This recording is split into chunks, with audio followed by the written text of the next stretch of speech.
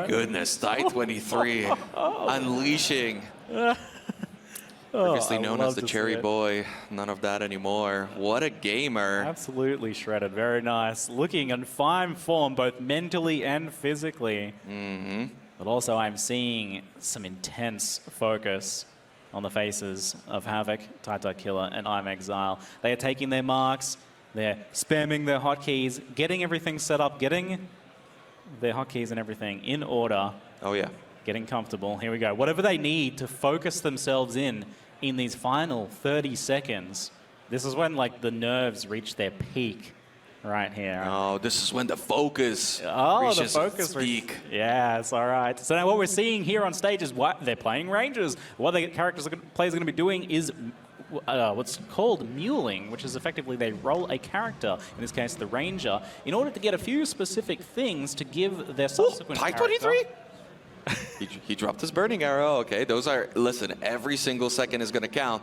And those are seconds that do count. I do remember in the last Exilecon, there was a little bit of a problem for tie23. He described the dropping a transmute and not being able to pick it up immediately as a difficult moment for him.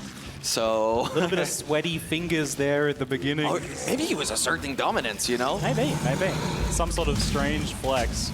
But we are seeing the players on the Rangers right now. They're going to be taking down the first boss, HILLOCK, getting themselves a crucial momentum support, which they'll be using in combination with Leap Slam on their next character, and hopefully some very nice gear drops. I did see a transmutation for tie23he there. Very nice. And a couple rare items actually dropping as well. So that early loot can make a pretty big difference. The characters need a lot of different currency and items, and especially sockets. Getting some early blue links, I did see some nice blue links there for HAVOK actually, can be crucial. The players need a red-green link for Leap Slam and momentum. They also need some blue sockets and some red sockets for the early game here as well. And with the way the vendors are at the moment, they can be quite static and it can be difficult to get some of those sockets that they need for the skills that they're going to use, and that can be quite tough. So now you see that the players have jumped over to Templar after just finishing that Ranger, stashing everything in the stash and then logging out.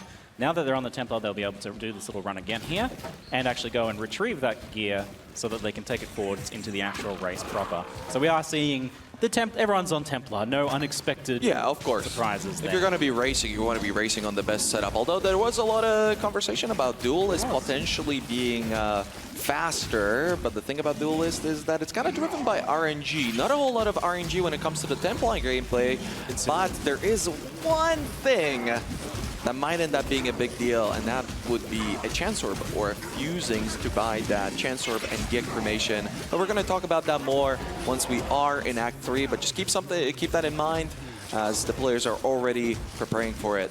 I like seeing some unidentified boots for tie23he. Let's nice go. Early movement speed can make a big difference. Long term, it doesn't actually... Oh, Ty fumbling a little bit with the stash there. Maybe a little bit of nerves. Misclicking several times in a row, but he's okay. He's got there. But yeah, leaps in this particular racing meta right now, movement speed not as big a deal, but if you do manage to get some early, it can make a pretty big difference. And that's because the players are leap slamming and using a lot of movement skills here. Frostbeak leap slam long term. But I didn't get any move speed there for tie23he that I saw, and I don't see any boots on tie23 or I'm Exile, so no major advantages there. And on HAVOK we did see a white pair of boots, but it has got that 3 blue linked sockets, which is very handy for getting those early skills set up. So what you'll see is currently rolling Magma linked to Elemental Proliferation just to get things started here. It's got really good damage. You can do some multi-hits with the bounces, and you've got those Elemental Proliferations just to help with that pack clear a little bit. Moving into a dangerous zone here, Rise. 100%. So much importance in that positioning when it comes to the Magma Orb, but as we say that, we are in Mudflats, and like Ziggy mentioned, this is a difficult zone. I can see blue mobs on tie23he's screen.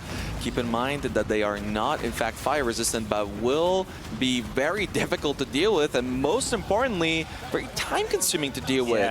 They might drop some items. These players do need a ton of transmutes for later on in Act 3 for a recipe, but also right now to buy all their gems. Maybe they can get a lightning warp. Those are very important things for some of the skips later on. And as you can see, there's a lot going on each of these players' screens. They're really maxing out their APM, trying to go as fast as possible. There's so many things to take care of.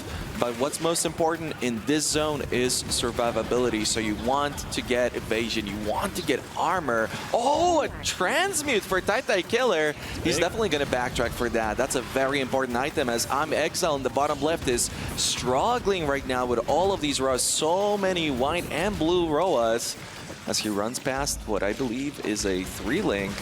These players' filters are set up to the maximum. They're really min-maxed. They're always telling them what's dropping and what they need and don't need to backtrack for. Very important aspect of this race. Yeah, literally customized filters with specific audio cues for specific items, even down to things like actual sockets and weapon setups. And this is an actual, like, really interesting and unusual racing meta that we have right now as well. Different from anything that I've seen in Path of Exile history, where players are playing a spellcaster and leap slamming with melee weapons despite still spellcasting, and that's thanks to some rather unique and interesting passive skills and some interesting crafting options that the players can take advantage of here, as well as a recent change to leap slam momentum, and it all comes together to create a actually a really good Exile.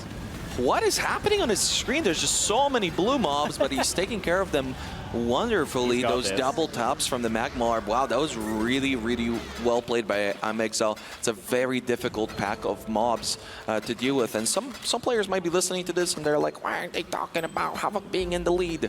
Well, he is. But there's so many things that these players have to take care of. There's so many things that they have to worry about that, depending on the sort of RNG that you're going to be getting at this stage of the game, you're going to be saving or losing a little bit of time.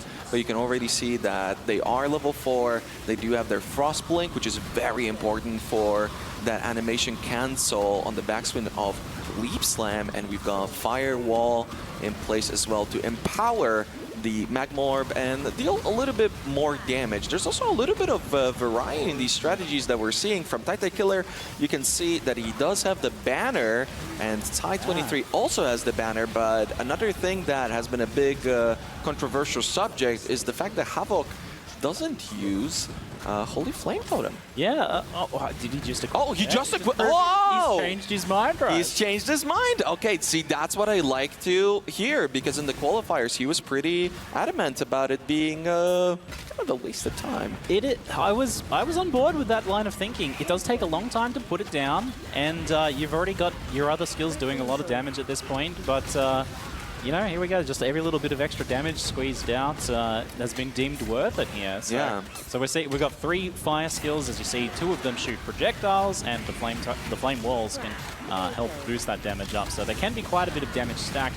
It's actually a really interesting skill setup and quite high skill ceiling, as the players need to position themselves and the totem and the flame wall correctly. Chance Orb for tie23he. Exile has like 3 transmutes too. This RNG is cranked up. I guess something that we haven't mentioned is that if you watch the qualifiers, you would know about this. This layout is set. They all have the exact same fixed seed layout, with one tiny itsy-bitsy exception. Yes, Einhar. He's a troublemaker. Yeah, we wouldn't call it a bug. It's more of a happy accident. So if you do see Einhar and you're wondering why is that zone different, well, it's because Einhar doesn't follow any rules. He's a different kind of beast, so to speak. He does not follow the rules. He makes the zones however he sees fit. Yep. So if Einhar does appear in anyone's zone, their layout will be a little bit different as a result. But otherwise, all of the layouts are the same, and it comes down to getting what's called the read on the layout, and that's a crucial racing skill that is hard to see if you haven't watched a lot of Path of Exile, done some racing yourself.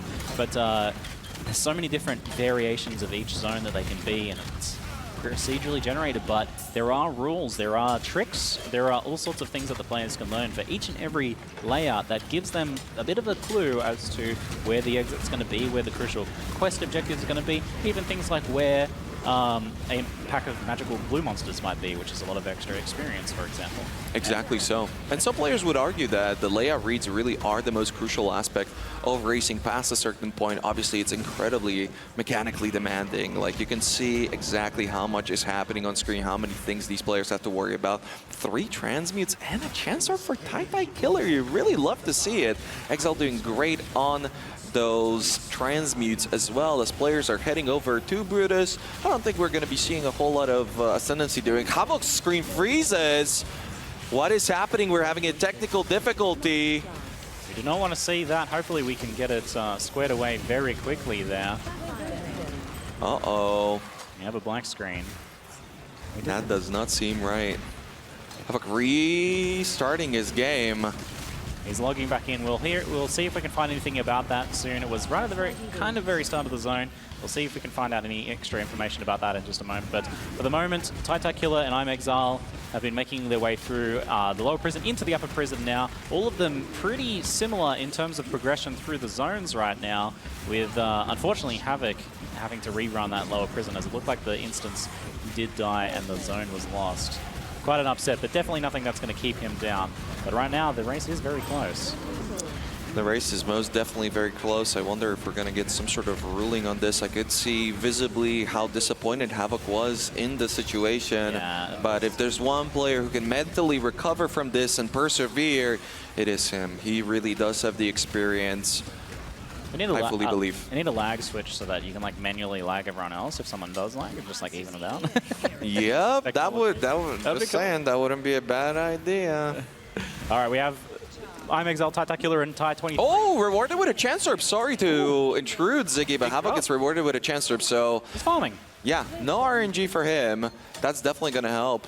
He's farming, that's it. We're moving into the Brutus fight now, which is a fight that's very big on... I talked about that positioning earlier with those skills and the player positioning, and the Brutus fight really rewards good positioning in terms of safety and also a lot more damage. If they can get the totem on the other side of that flame wall on the boss, themselves firing through the flame wall and double bounce hitting the boss, then they can maximize their damage and thus their safety. And we see an excellent kill from Exile, and tie23he only moments behind as well. tie23he kind of drawing Brutus into a corner here, and Brutus is moving around a lot more, which is slowing him down. If you can get him to stay in position, locked into one of his slam combos, it goes very low there with a chain pull. The flask is empty. He has no flasks whatsoever right now. The only way he can heal is from the Holy Flame Totem. The regen on the ground there, but he's just going to not get hit. That's his strategy. He does. Oh, that was close. A bit close, tie23he. Making me quite nervous there, mate. He gets through though. What a save. Very nicely done. Yeah, but you can immediately see how difficult those fights are. Ty engaged Brutus before Exile and yet finished last. So how you perform in these fights can make a tremendous difference. And that being said, Havok fully caught up and ahead of tie23he, having already dealt with his Brutus. Yeah, some real good stuff. It doesn't seem to be having the most RNG. That game crash was incredibly unfortunate, and yet he's blasting. Yeah, this is the Havok that I know. If you were worried about that little technical difficulty there, that little hiccup, then look at him go. Making that ground up very quickly. Very nice. Ooh, interesting. Okay, Exile's getting an acceleration shrine. He picks it up. Every player gets the same amount of shrines. The only difference is going to be in the mob type and the mob density that the players are going to be getting. But when it comes to shrines... They have to find it. They have to find it. So. If they don't find it... I do believe... Well, it's kind of right there. Yeah. Yeah, we've got tie23he getting it as well. We'll see if tie23he and Havok also manage to get the same shrine, because acceleration shrine is certainly big for getting through a big open zone that essentially is just skipped like this. So all players will definitely want to pick up that same shrine, otherwise they're losing a little bit of time to those that did. But we see tie23he and Exile taking a little bit of a lead here in terms of progression. But as we were kind of hinting at earlier, Path of Exile Racing is very exciting because you never really know who's in the lead, and it sometimes can take until the last moments of the race until you know who's actually won it. Because while someone could be a zone or even 2 zones ahead, they might have skipped a lot of monsters, maybe missed some extra items and things like that that are going to hold them back a little bit later down the line, and that sort of thing can snowball as well. Havok finds the acceleration and he finds a Quicksilver flask. Another Quicksilver. So it definitely helps. I mean, tie23he, we talked about how the movement speed isn't as important as it used to be because of the leap slam action, but tie23he repeatedly admitted in the past that he's a runner. You know, depending on the sort of playstyle that players have, some people really neglect movement speed and they only worry about sockets on those boots, but tie23he really likes running around. So if he were to be the one who got the Quicksilver, I think he would be very happy. But no, it's going to be Havok. You know, Chris turning on the RNG. after that technical issue. That's it. In some zones, the movement speed is a big help when you can't quite really... Oh, nice skip there for Havok, actually. Oh, let's go! Yeah, Havok really cleaning it up. Yeah, saving a solid 10, 15 seconds there with that skip, cutting the zone very short. Excellent. We're just getting some information here a little bit. I'm going to let Rise decipher that for the moment, while Exile moves into the Merveil fight, and tie23he also into the Merveil fight. Neck and neck here through the first phase, halfway down. This can be a very tricky fight because she can be quite uncooperative in her positioning and teleporting and things like that. It's also quite a dangerous fight, getting mispositioned and eating barrage, and we have seen some of these players go down to the Merveil fight before, getting caught in one of the water pillars here in the second phase, and trying to jump out of the way and landing in the Screech of Merveil can do a lot of damage. There's also Chilling and the Exploding Squids. It's a nasty combination. So far doing well, but tie23he going quite low there, eating the edge of the Screech and kind of being caught against a pillar, but does manage to get out of there and scoops up quite a lot of rare loot, and the first kill as a result, with Exile only moments behind, not quite as much loot, but getting that kill squared away and moving into the jungle. Havok is up next on the Merveil kill. Let's cheer him on and see how he goes in this first phase. I'm not sure if they're more concerned about the first or second phase. Both can be quite lethal, but I've seen more upsets in the second phase here, but very quick Merveil kills from Havok here. So clean, so good. Kind of getting pushed off her a little bit in the second phase, second half of the second phase, but he gets back on her there, and she teleports in place, which is perfect. Yep. Gets a lot of loot too. That's a lot. That's a lot. He's got a full inventory. And this actually makes a big difference because the players need 8 transmutes for crucial crafts down the line we'll talk about later. So getting all those extra early rares to sell, you can identify a few good ones and sell unidentified a few others to get those transmute shards, which can be super crucial. Yeah, and that inventory management is so important. You really never want to be spending any time on having your inventory be full and you're moving stuff around and picking it up. That's just not what you want to be seeing. Havok gets a transmute, as tie23he still battling Merveil. It is very difficult to use your banner correctly to blast her away. And, you know, it might look a little bit slower, but really, I don't think so. It really just all depends on how much time he was spending in town to prep himself up for the future. And with that being said, he will be the last player to enter the most confusing of acts ever, Act 2. So in this one, players will be doing different things. There's going to be different strategies. We've definitely seen that in the qualifiers. Different players helping different bandits, prioritizing resistance, sometimes skill points. There's different breakpoints that you want to reach. It's very important that you optimize your XP. And something that helps with that is killing less monsters and getting more passives from quests. So Act 2 is a very crucial act in that regard.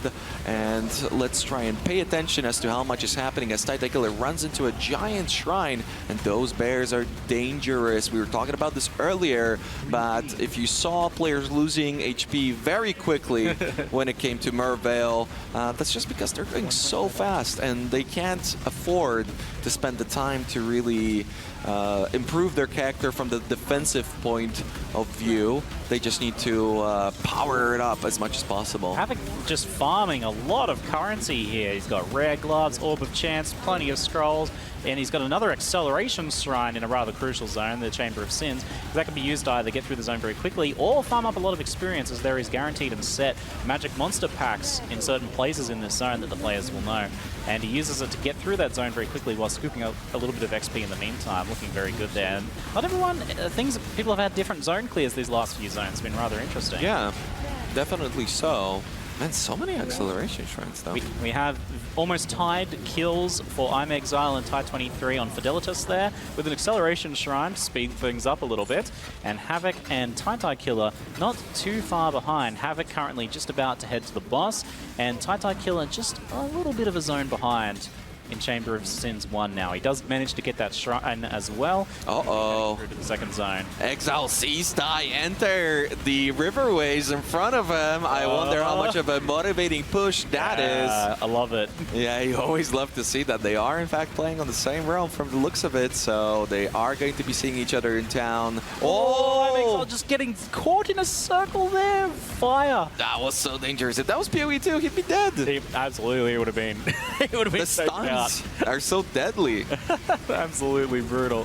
He does. I mean, Path of Exile 1 still has some tricks up its sleeve, nonetheless, even after a decade of practice and play here from these players, some of them at least. But very nice escape there from Exile. I love that he slammed down the banner during that very scary situation to get adrenaline, which is what that Warbender is used for. Honestly, there's so many little details and nuances in the race that even if we speak 100 miles an hour like we are, we're not going to be able to cover all of them. But the banner slamming that down for the adrenaline is not something that all of them take advantage of, and Exile did there to try and save themselves, and it looks like it just worked. That is correct. Our players are going to be continuing a little bit of vendoring from tie23he, making sure that he's got everything that he needs, and you can see how quickly these players have to deal with that. HILLOCK micromanaging his inventory, maybe a little bit upset after all that loot being left behind on Merveil, making sure that he's ready. He's always clicking, he's always running, and while doing so, you have to micromanage your inventory. It's a huge aspect of racing. The more time that you have, the more time you have to kill monsters. As Exile runs into another blue pack. Very favorable blue packs for all players so far that we've seen. Nobody really falling behind on XP, and that, again, is a big factor here. Massive Shrine for tie23he as he engages Wearver. Will this be enough damage? That might be enough AoE. Oh, no. Oh, he drops the banner late, I think. Ooh, yeah.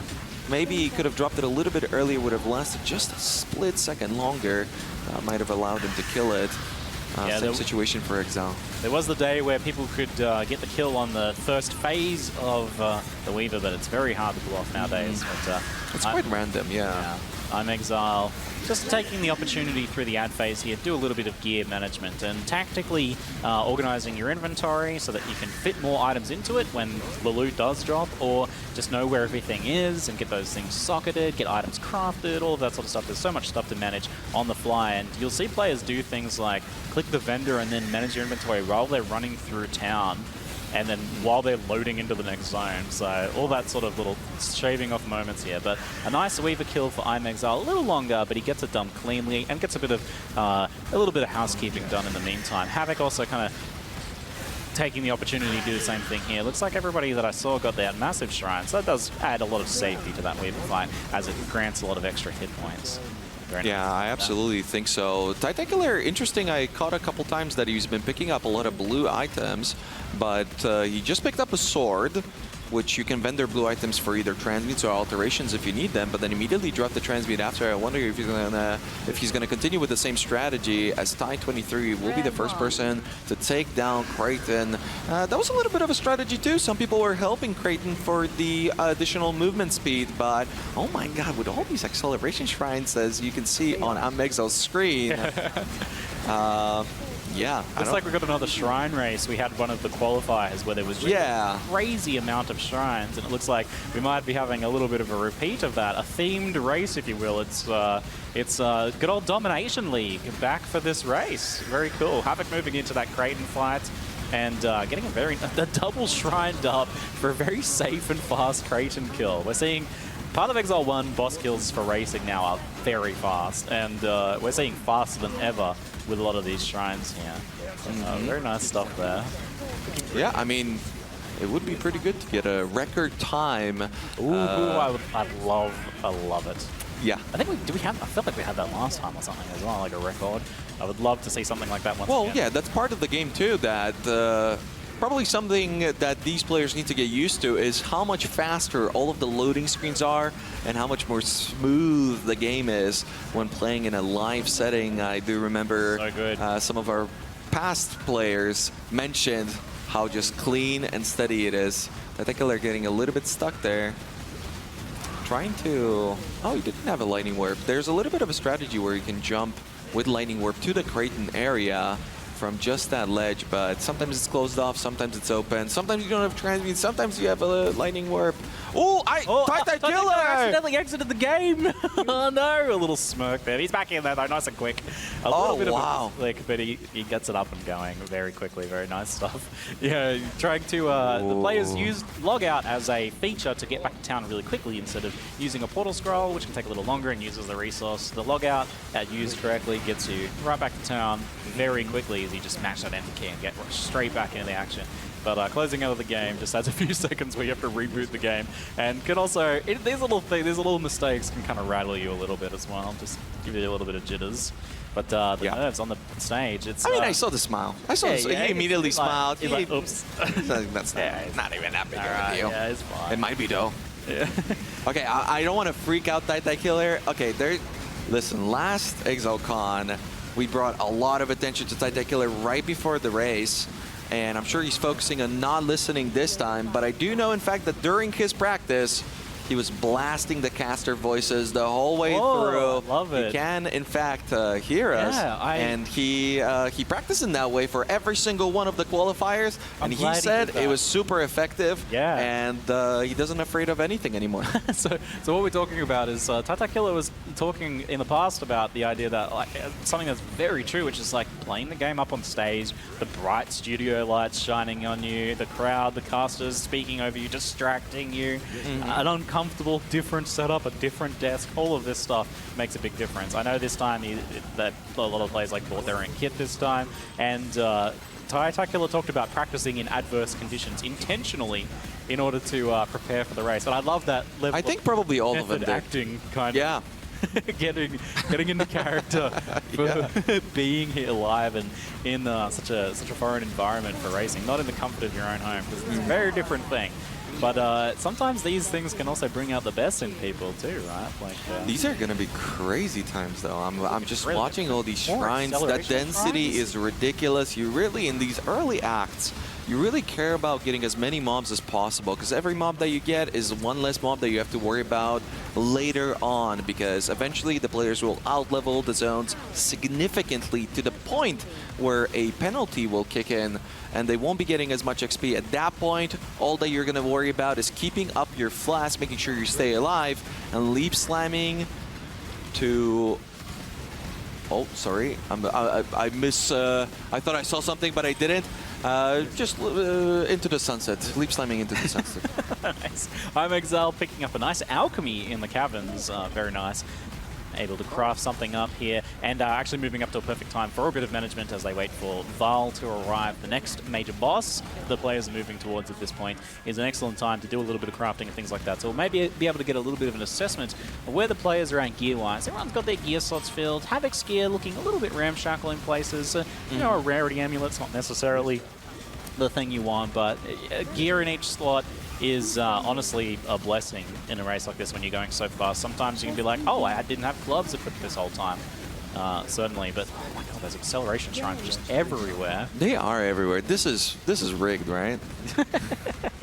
Can we get confirmation? Is this rigged? Can we get confirmation of that? tie23he is the first to activate Vaal here and is doing a little bit of that inventory management. We see a little bit of gear swapping, throwing some steel greaves on the ground that doesn't need. Looks like he's got some 3-link setup action there. I don't see... I see a fusing for tie23he. I don't see a Chance Orb or a fusing for Exile. He's got his 8 transmutes already sorted, though, which is so good, because that's actually really early. They need him by Solaris and in the next act. So he's got that currency squared away, which any extra can be used for crafting. So very good stuff there. So Exile going into that Vaal fight second. tie23he is halfway, well, a little bit into the Vaal fight here. The Vaal fight can have a little bit of variance depending on if Vaal decides to stick around or dip early in the fight.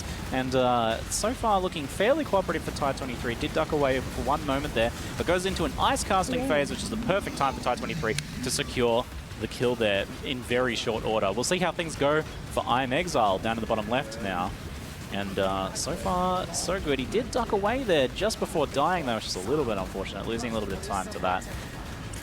Yeah, and he's seeing, I mean, as you're fighting Vaal, it's not exactly the most engaging fight for these players. He's got a big hitbox, it's easy to hit those magma orbs. But one thing that might have bothered some of these players is seeing tie23he to be the first person to enter Act 3. As Act 3, again, the game becomes a little bit more difficult. Act 1 tends to be the most difficult act.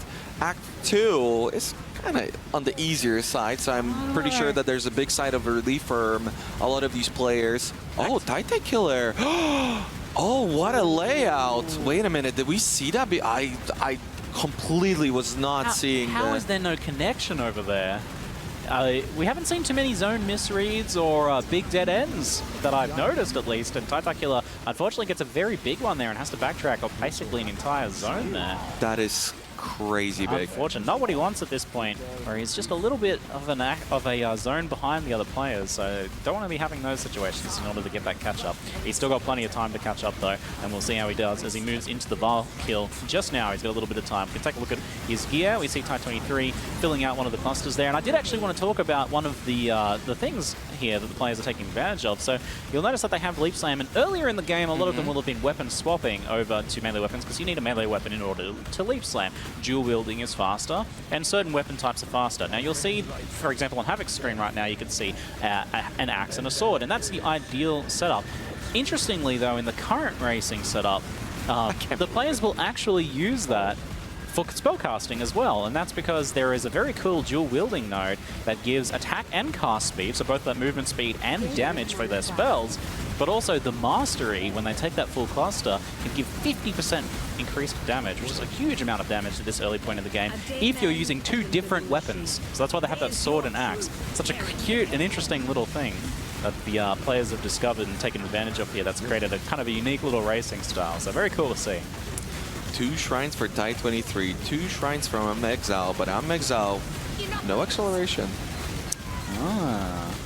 But he is catching up. It's very close. tie23he will be the first person to take down, well, almost take down Piety as she jumps ship. We'll see her again. Exile right behind tie23he. You can see that vendor movement is so clean. You can see him running halfway across the screen while talking to the vendor, giving him a chance to do that in town. So trade up your inventory and then keep moving. Again, these are the sort of tricks that you really have to nail, and it's very difficult because the timing is a little bit different in the live setting for sure.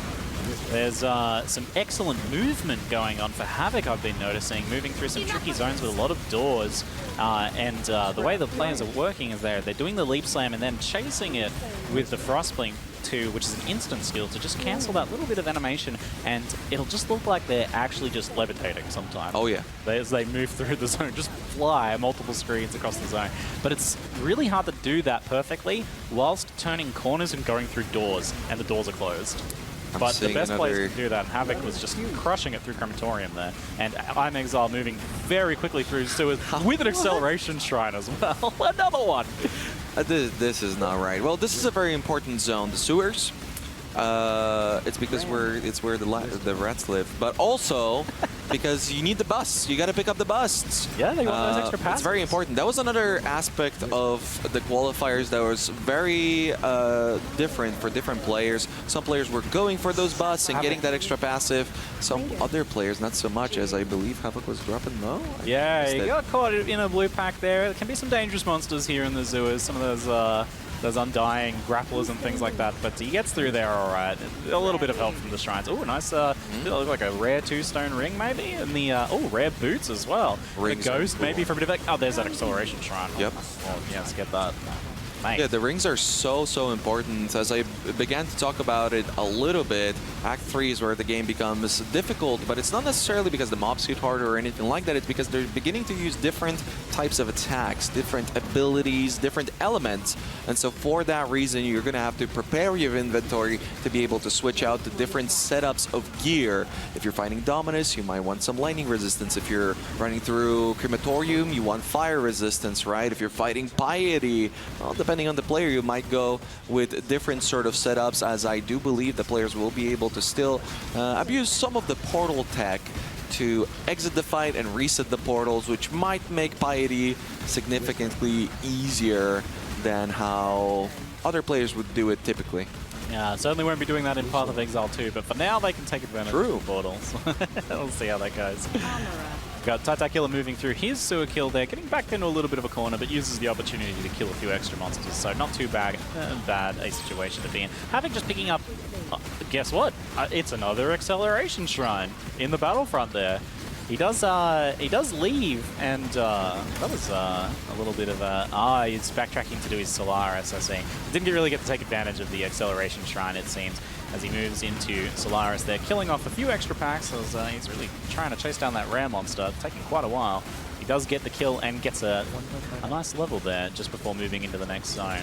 So I believe we saw it there. I think, was that taking the minion damage is the current strategy on the tree there as well? The minion damage scaling to get a little bit of extra damage scaling.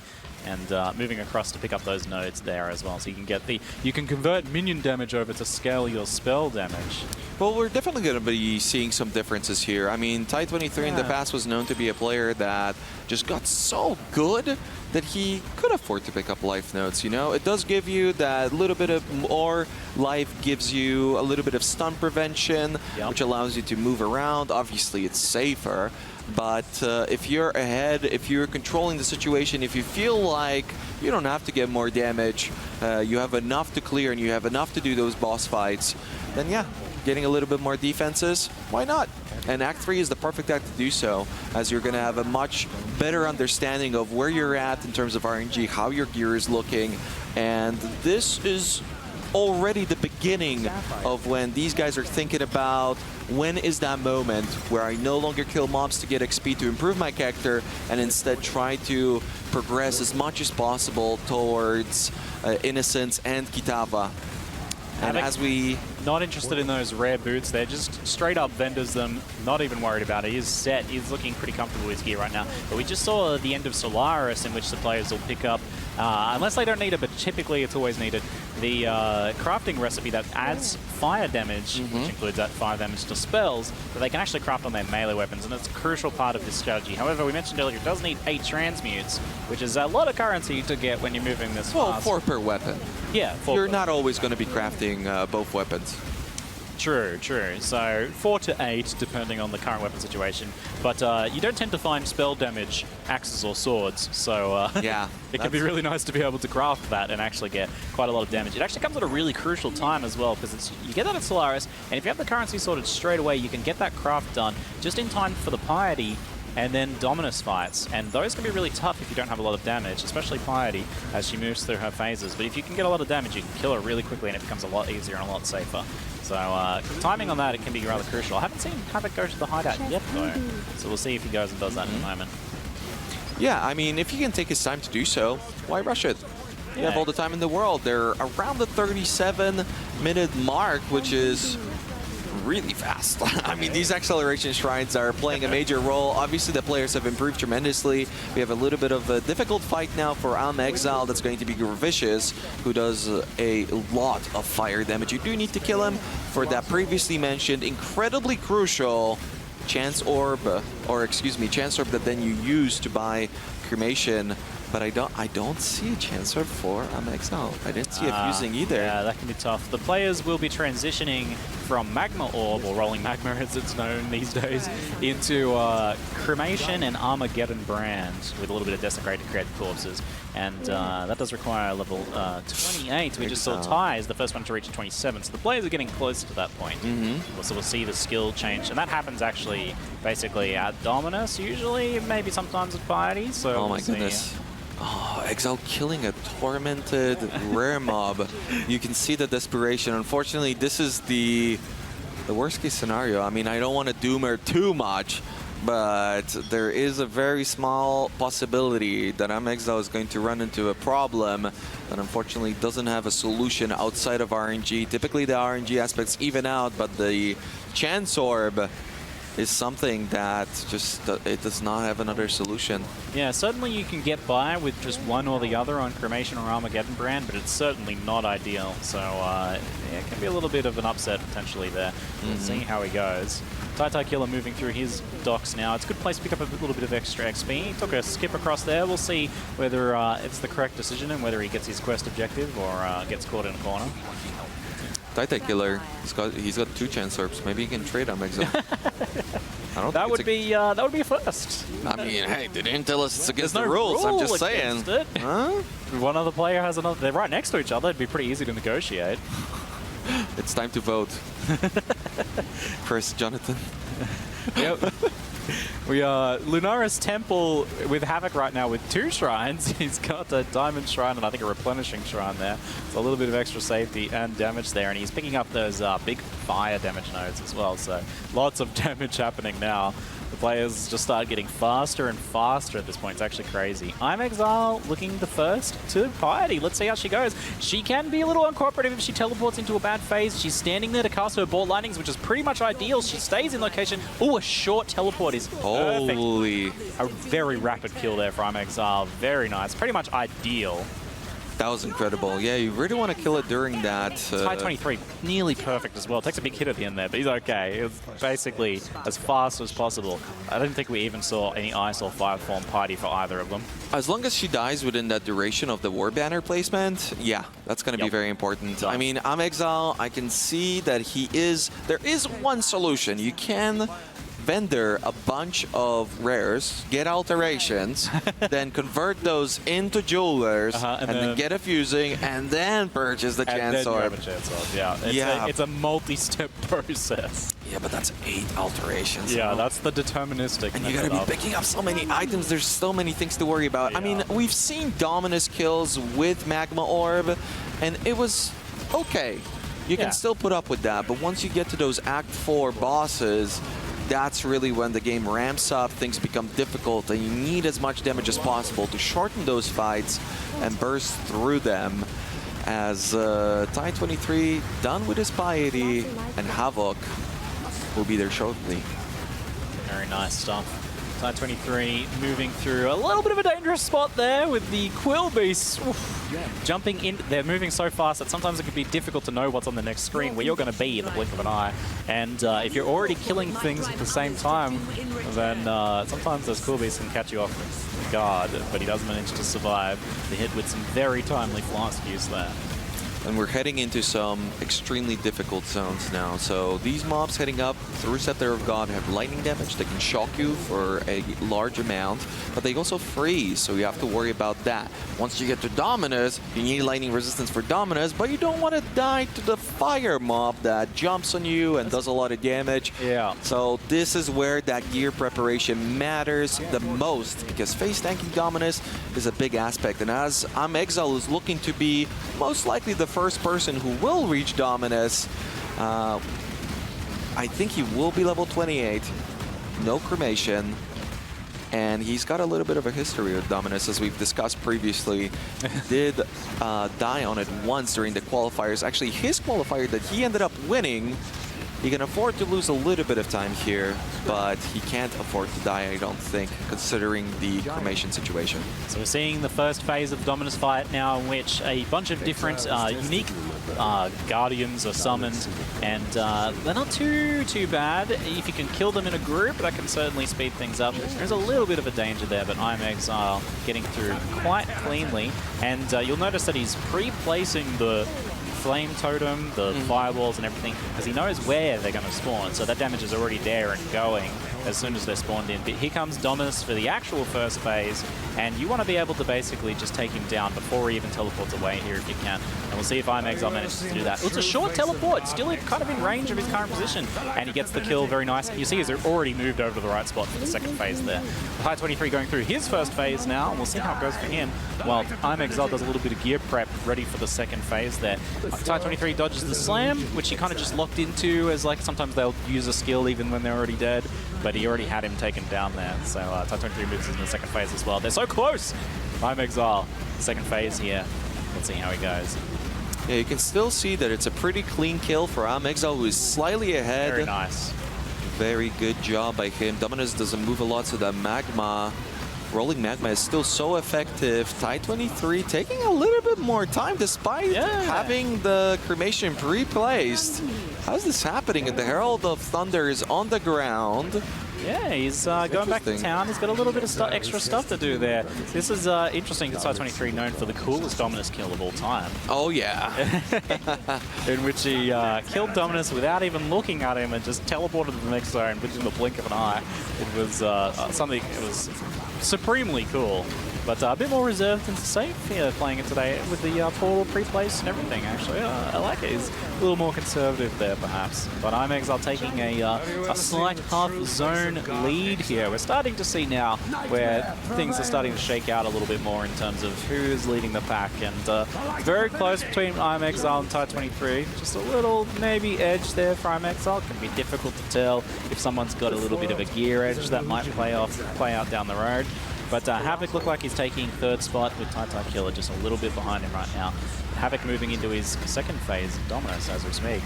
Yeah, and a big part of this is also something that actually Ty ended up pretty much inventing, which is aura management. So you're going to be seeing players switching to determination whenever they need a little bit more safety, and then playing with anger when they need damage. Typically, I might have reminded Ty of doing so.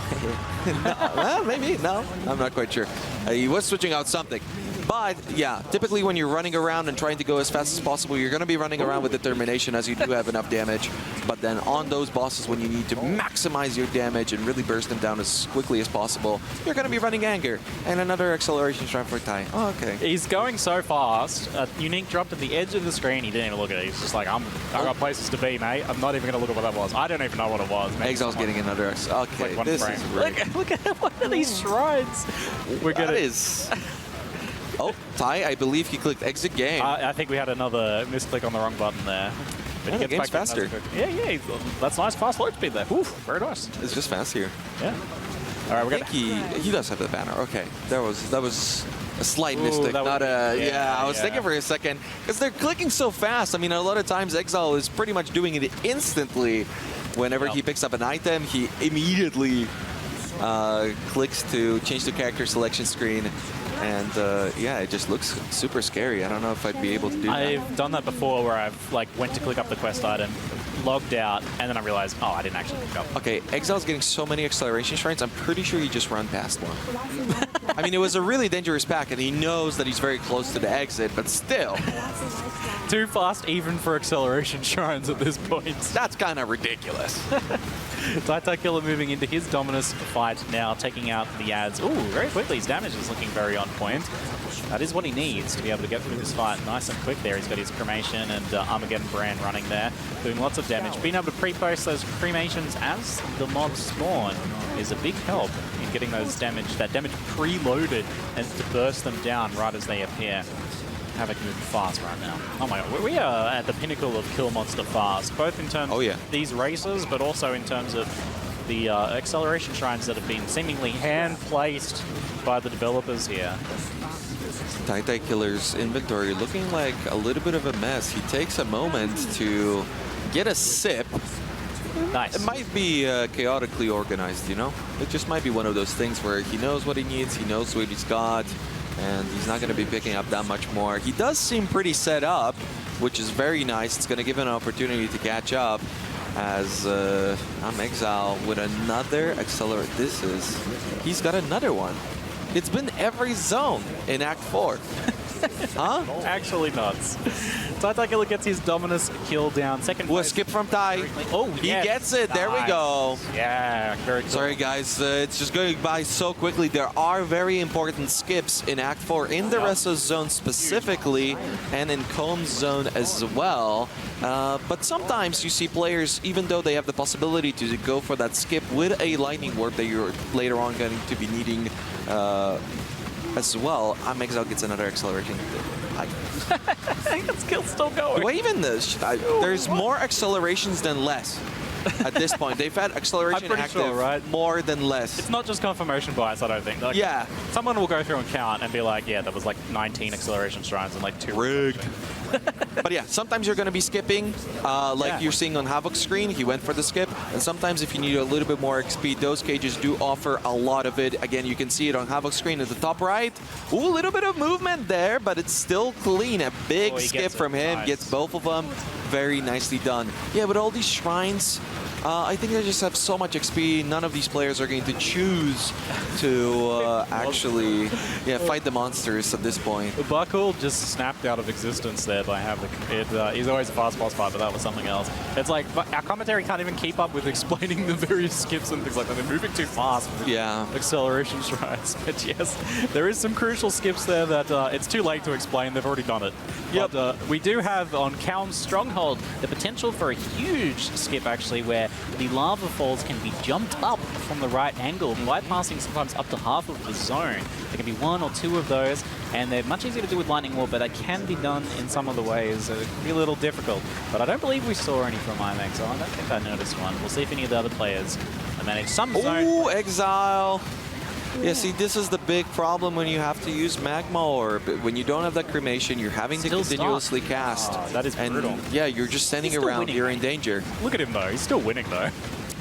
Man, but the frustration. Yeah, I can see him boiling. It's going to take its toll a little bit more and just bleed away his lead if he gets stuck in that situation for too long. I'm double checking unless Exile had a different zone with Einhard. There was no skip in the most crucial part of the Combs Dream. Yeah, sometimes there just isn't the opportunity, and it looks like it's a pretty low chance. Yeah. It's like 10%, but we might be seeing it here. Yeah. Oh, he leaps it! I don't think I've ever seen the leap slam there. Okay, buddy, relax. Most players are getting lightning warps for this. He leaps it. He's like, don't even need the lightning warp. I did not even know you could leap slam up. I had no idea. Specific ones maybe that can be just leap slammed up. Yeah, I forget the right pixel though. That was cool. That was very cool. I don't think I've ever seen that yet. I love seeing things for the first time ever as a commentator live at the Exalt. But that's the difference. This is why we're sitting here and they're sitting over there. They know every little detail about what needs to be done here. Hundreds of practice runs, finding all of Havoc. Lightning warping, he's got the acceleration, gets through. But you see, not as fast though, that was pretty fast, but it still took a while longer than Ty's jump. And the difference in understanding of the game comes through there. And every single second is going to count, as Amexo will be the first person to enter a very difficult zone to run. That's going to be Belly of the Beast 1 and Belly of the Beast 2. Combined, both of those zones, I think, have like 20-something layouts, and they're pretty hard. I guess the mobs get hard. Both the zone layouts and the monsters make me very anxious in this zone that they're moving through right now. In particular, those little creatures that stick their spikes out and do a nasty puncture. Sometimes you can just leap into the middle of the pack and they all just whack you at once. Could be a real problem. But IMEX are getting through pretty cleanly there. I was a bit worried about one of the packs he was jumping through. Ziggy, we have crossed the 50-minute mark, and players are getting dangerously close to Act 5. Yeah, because Act 5 is very quick. If you guys think this is fast, Act 5 is absolutely ridiculous. Everything is set up. They are just going at that point. Killing mobs offers nothing for them. They're not getting XP. They're just getting flash charges. And so once we're there, it's going to get ridiculous, and the time is insane. And from the qualifiers that we talked about before, nobody got a time that was lower than 1 hour and 6 minutes. This might be under an hour, which was something that a lot of players thought was physically impossible. Nobody's ever even seen a time like that. I can spoil this now. I do know, in fact, that Exile was getting averages of about 1 hour and 1, 1 hour and 2 sometimes. And when he put all of his best times together from all of his runs, he just barely managed to get it under 1 hour. Doing that in a live setting, despite the really potent acceleration shrines, is just so impressive. That's absolutely crazy. I would lose it to see that today. It's such a ridiculous time. 100%. They're taking down Piety. Exile already done, having to wait for her to finally be talkable. tie23he will be the first person, though, to get into the harvest. That's interesting. A little bit of a catch-up there, because IMEXile had that half zone lead pretty consistently for a while there. Yeah. But, like we said, that advantage was just slowly, ever so slowly bleeding away a percentage point at a time. And, wow, that was like simultaneous entry into the Chevron fight here. Will we see the difference between the single target? Oh, that's very cool to see side by side there. And look, Holy, oh, wait a minute. maybe Exile didn't want to find a magma, or maybe he practiced so much that he knows, or he didn't need to find the cremation. Yeah. Maybe he practiced every worst case scenario. Maybe he practiced a scenario in which he actually doesn't get it. And, you know, instead of just crying about it like we are over here, you just win. I love the idea of practicing for the adverse runs where things don't go your way, actually. It's the way to do it. Yeah, because those things that happens on the day and you aren't prepared for it, then that can be a real shock. tie23 does get through that one a little bit faster from the looks of things, but it's still too close to call, really. We have the Malachai fight coming up now. Just started a little bit ahead for tie23. Takes quite a bit of damage as he leaps through there. He's on about half, but he's looking pretty confident. He's okay. He's not worried. HILLOCK reaches the waypoint. He will now be fighting the mini bosses as well. You don't want to be doing any zone resetting in this one, as anytime any of the mini bosses die and then you have to re-enter a new zone, even though you have the pieces in your inventory, you can't actually access Malachai. So yeah, very important to keep everything under control here. All right, we've got a big Malachai fight. There's been times where this has been very frightening, and this might be one of those times as I'mExile eats, I believe, one of the throws there and takes a lot of damage. It's so hard with Magma Orb. Yeah. Let's see how he goes, since he is so close to tie23. We can get a little bit more of a gauge on a slightly larger boss, just how these two are shaping up against each other. And at this point, it could come down to the actual Kitava fight itself, which would be super thrilling. So much shotgunning in Kitava, though. Yeah, it's very Any quick. moment that goes by for I'mExile, I'm sure he is praying. You want to be getting into that Kitava fight before your opponent. Yeah. Yep. 100% so. And these are the times to secure that little bit of a lead that they need to win this race. And a little bit about the Malachai fight. It is something probably that's going to look easy when you're just watching the way that these players are doing it over here, but it is very challenging. The tentacles, they deal cold damage. The traps, they do fire and lightning damage, and they have a high amount of crit. There's a lot of physical damage coming up from Malachai with those little blobs that he's throwing around. Eventually, they're going to be shotgunning pretty badly once he kills the final heart. So this is a challenging fight for sure. tie23 is done with it, though. Yeah, he gets the boss kill down good ways ahead of I'mExile, actually. So we've seen a bit of a flip here in the positions, and tie23 using that lead, actually, to go back and buy himself a little bit of extra safety. Some of those spare transmutes now coming in handy as he goes and crafts some extra crucial resistances for this last little push into Act 5 here. There's one little bit of zone to go here through the snow, basically just a bit of leaf slamming. And then we're into Act 5, which is back-to-back boss fights and the end of the race before you know it, in a blink of an eye. tie23 waiting for that portal to open. And I mean, being in the lead is not always the best thing in a race. That's something that I've always admired about HILLOCK. You know, sometimes you're leading and you don't appreciate it enough. The stress gets to you and you end up making some mistakes. That hasn't been the case for Exile. I'm not sure if that's going to be the case for tie23. We are entering parts of the game that he previously has shown he needed more practice in. Yeah, these later acts can be difficult to practice because you get inclined to restart when something goes wrong and practice those early acts, and I've certainly seen players get in that loop, but it's difficult to commit to finishing the runs and practicing the late game as much as the early game. So it can be a little rougher here at the end here. Just seeing, what do we got? Is that level 35 for tie23? That is level 35. Just saw level 33 for I'mExile, so that's actually a pretty substantial difference here. We talked about it earlier, but players decide on a point to stop, not the unique drop there, to stop leveling up, essentially, intentionally to like start killing less. And where you do that and how much XP you kind of get after that point can make a little bit of a difference here. Very much so. A difficult zone. Control blocks. Needs a good read. A great jump from I'mExile there. He knows exactly where to go. There you go. That skip is so important to know about. That's something that people found out pretty late into some of the qualifiers, and everybody started practicing the zone.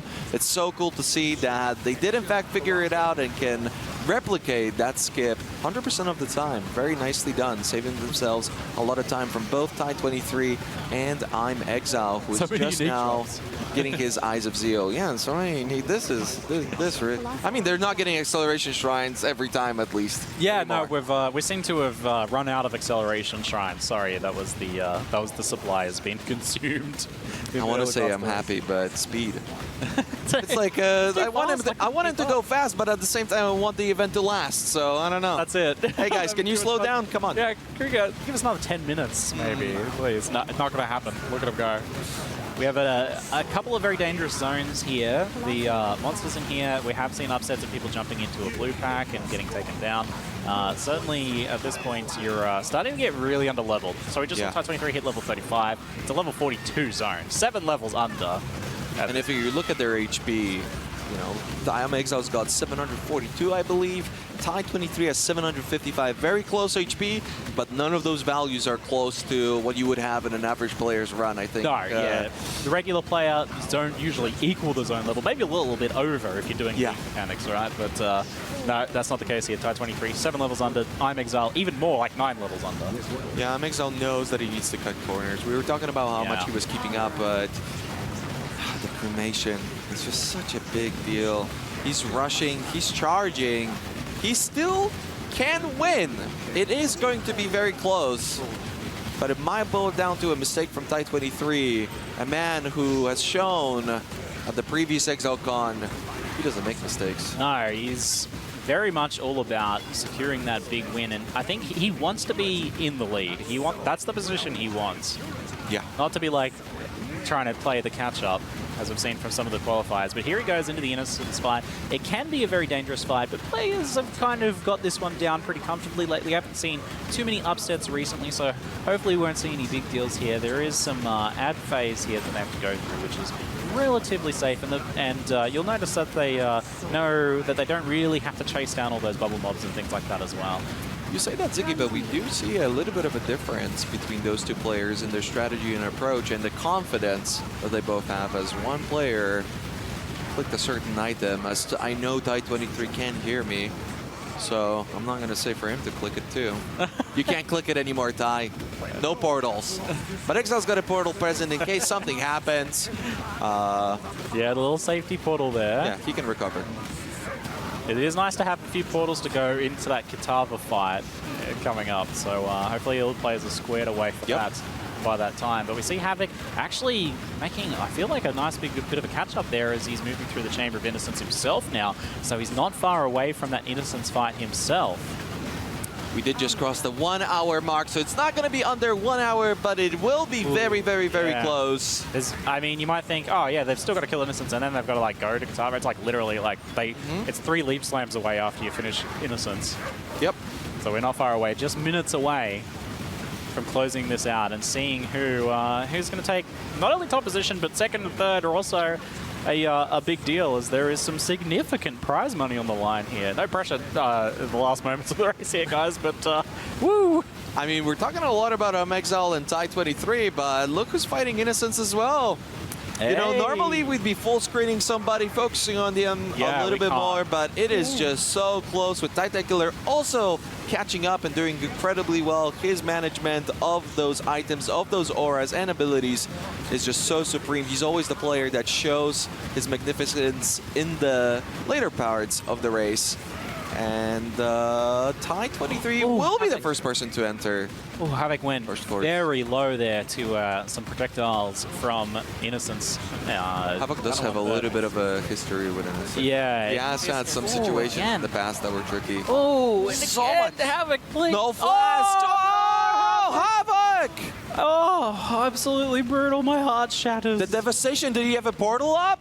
I don't think so. He doesn't have any portals in his inventory. That's going to be a full minute and a rerun from the waypoint. Oh, you can see the countdown on the screen now. And this allows tie23 to catch up and puts Havoc almost certainly out of the top 2 placements. Yeah, it's the battle for 3rd and 4th is going to be a big race between HAILRAKE and tie23he now, as this gives tie23he the killer to even it up. And HAILRAKE is going to have to fight real hard from this. He's going to have to do some extra running there. The lack of the portal, the court in place, absolutely brutal. Oh man, that is going to be... His HP, 678. I'm sure he's most certainly brewing, as tie23he and Exile are currently in the ossuary neck and neck. Oh, Ziggy, I hate to say, it might just boil down to the cremation. Yeah, like we said, with that advantage that he had for so long just fled away slowly. There's almost imperceptible differences in the end. But, oh, no, I'm Exile, please, no. He almost goes for the logout, but he doesn't.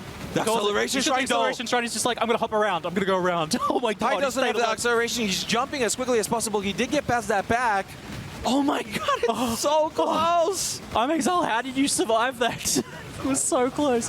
What an incredible save then from...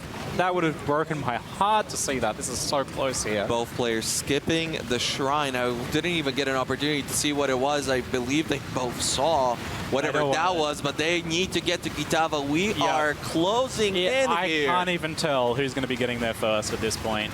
Impenetrable don't need that shrine either. No mobs will be killed on this roof. Maximize speed. Not even Kitava. He doesn't actually die. tie23he like 1 second ahead of I'm Exile. Oh my. This might be the closest finish of all time here. I'm Exile types no chance. What are you talking about? Every chance. He's talking about the chance, Ziggy. He can't win. He knows he's going. Literally no chance. No, you've got this, I'm Exile. It's neck and neck. It's so close. Stay there, dude. Do everything. Eat, squeeze every damage. It's gonna. Oh work, my God. I believe. The animations are in sync. This is so close. Oh my God. There's so much damage coming out of him. Oh, excellent dodges from I'm Exile there. tie23he securing this phase just a little bit ahead there. Yeah, we're seeing that slight lead. Such a big flask difference.